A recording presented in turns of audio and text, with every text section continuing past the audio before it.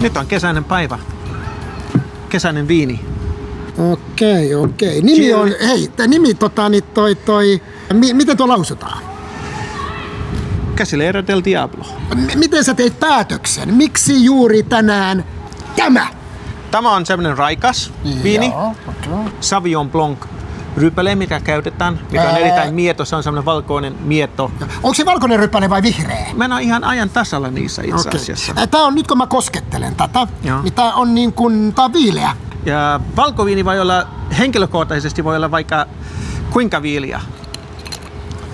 Helppo. Se on helppo näkki.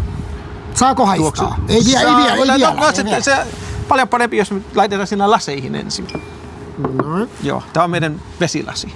Okei, jos se sopii, mä oon hakemassa meille viinilasi.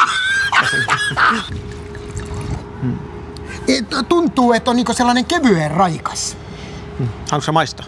Maistaa vaan siitä vaan. Pitääks mun vielä pyöritellä? Ei tarvii enää oikeastaan. On tullut ihan tarpeeksi sillä ja sitten kun on kaadettu vaan ihan pikkusen maistia siinä lasiin varmasti. Mut nenällä saa vielä haistella. Joo, ja itse asiassa maku tuli aika paljon sitten nenän kautta.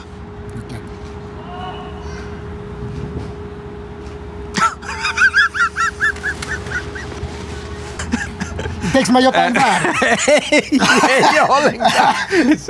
Tuossa vielä tarpeeksi sullekin. Saanko mä karittelin? Joo, mä oon sitten ottanut pikkusen ehkä tällä tavalla ensin. Joo. Ihan kun tätä maistella ja kokeilla ihan pikkusen. Okei, pyöritysrituaali.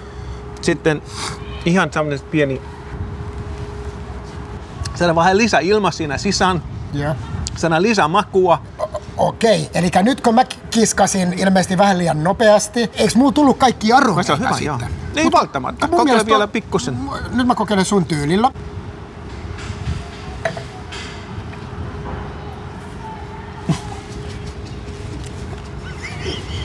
Mut mä sanon ihan tästä niin kun nyt ensimmäisen kokemuksen perusteella, niin tää tulee olemaan kärjessä. Ja jos toi oli pelaaja, ostaisiko siitä semmoinen? Tosi, siis varmaan. Musta olisi niinku sellainen aivan vuoren varma ostos sun joukkueeseen, tiedäksä, että tällaisena päivänä, niin kuin sä sanoit, aurinko terassilla, kevyt, ei tuu raskas olo, menisi aina.